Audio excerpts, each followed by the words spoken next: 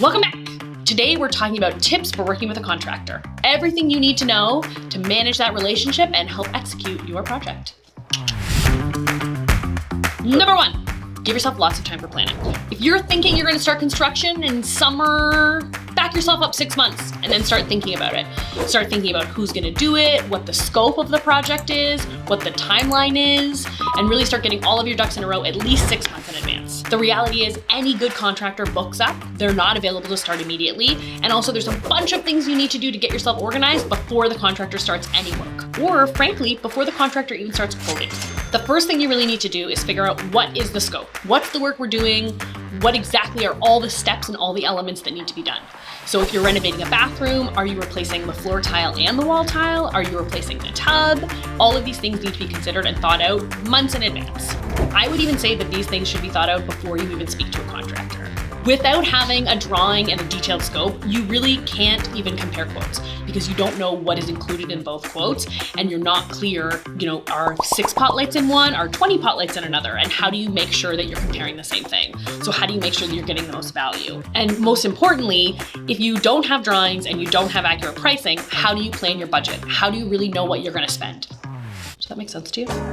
The other thing you also need to do is start purchasing materials a couple months in advance of starting construction. So if your demo is slated to start in June, you want to start purchasing materials in April. Things take longer, especially after COVID, post-COVID, in a post-COVID world. Everything takes a little bit longer, but regardless, you're still not going to order your tiles and pick them up the same day. Most likely you're going to need to wait a bit. Also, there's tons of amazing options and great price points, but frequently they involve waiting a little bit longer for them. So if you give yourself time, you can end up with a better end result because you can wait for the products you really want instead of just having to buy whatever you can purchase off the floor that day. Giving yourself 6 months is a good amount of time to be able to get yourself organized and get all your ducks in a row before you start any construction.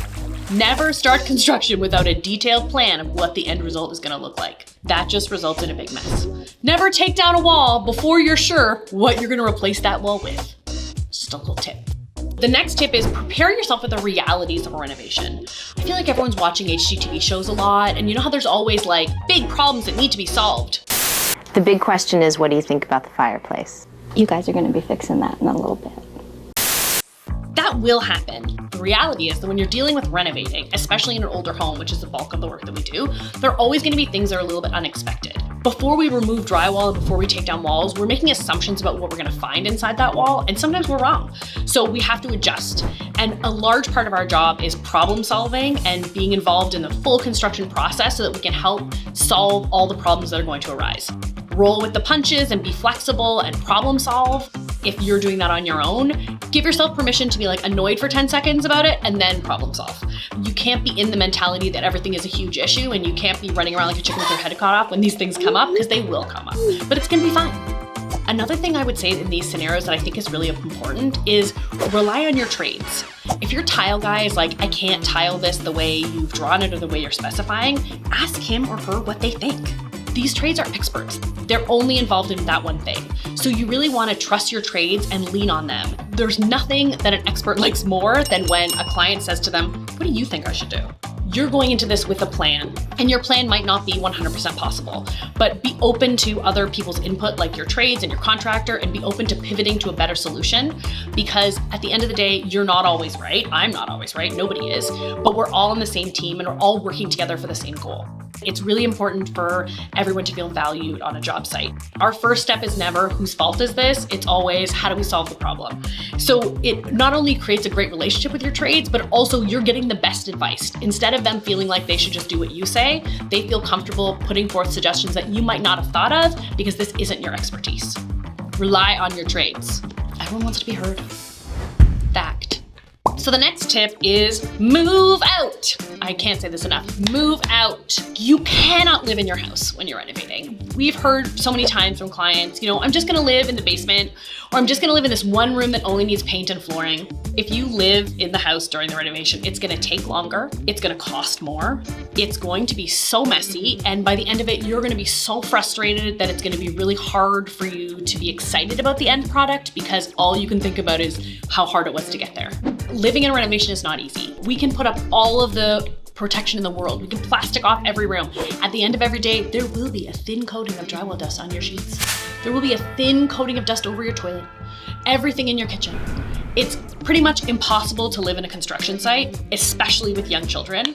I think people really like the idea of saving money, but do yourself a favor and also do your trades a favor and move out.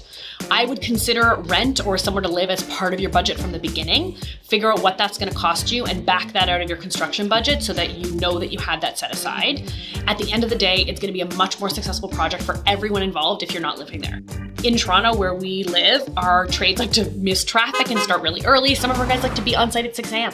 So it gets a little awkward if you're in your jammies and some dudes walk in to do some drywall. So move out.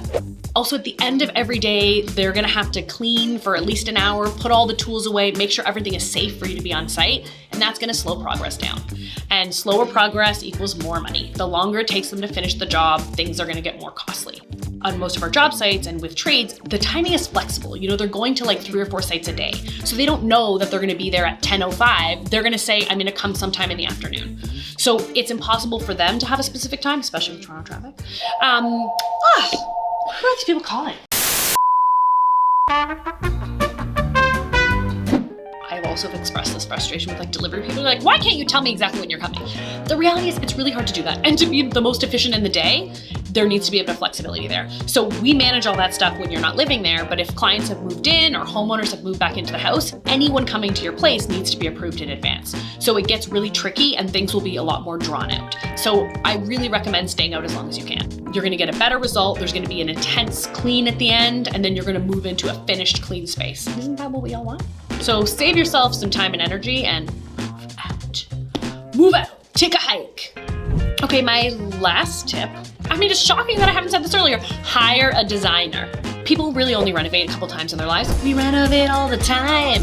So our role is to guide you through the process. I think people have a misunderstanding that we pick a lot of pretty things and we pick finishes. Yes, we do that, but that's like maybe a third of what we do. Most of what we do is managing the construction and guiding you through the lengthy process. And really keeping in mind the initial ideas we had during conceptual design and making sure that when we're in implementation and we're making these site changes, the thread of those ideas is still there. So that at the end, when you move in, your great aunt's painting, which was always gonna go over the piano, has the perfect spot, has the perfect light above it, and really it all comes together. We're guides, obviously we have a great aesthetic sense and design style. But also we're guiding you through the process, we're helping with permitting, we're helping manage contractors, we're ordering materials. We're really doing all the less fun stuff so that you guys can do the fun, daydreaming about big ideas and looking at pretty things. We'll let you look at pretty things all the time, so while we do all the budgeting. Less fun, but necessary. And also if you're looking for a designer, there's lots of different price points that you can work with a designer at. There's lots of designers that do consultations. There's lots of designers that will do virtual design. There's also an option of working with like a CAD technologist if you just need someone to do your drafting. There's a million different versions out there. And you know, we're a full service firm. We do everything from conceptual design through to implementation, but there's lots of other firms that will break that up and do a variety of services so that you can really just pay for the elements that will help you the most. Never be afraid to reach out to designers and firms and just ask questions. There's always going to be lots of options. When we get inquiries with jobs that are not really in our wheelhouse, that are smaller, broken up elements, there's lots of other designers we recommend who are amazing, who will help you with those elements even if we can't. So I feel like never be afraid to reach out, and also don't be intimidated by designers. We're not all doing intense high-end luxury. There's a lot of in between and there's a lot of mix and match in there. I'm currently designing an IKEA closet. There's a lot of different ways to work with a designer, and it doesn't have to be all or nothing. I think it's important to get help in the areas that you need it. I'm really talking about pants a lot of time. Are you Italian? No, I'm Lebanese. So in summary, give yourself time for planning, prepare yourself for the messy realities of a renovation, make sure you move out, and also consider hiring a designer to help you in whatever capacity would work best for you.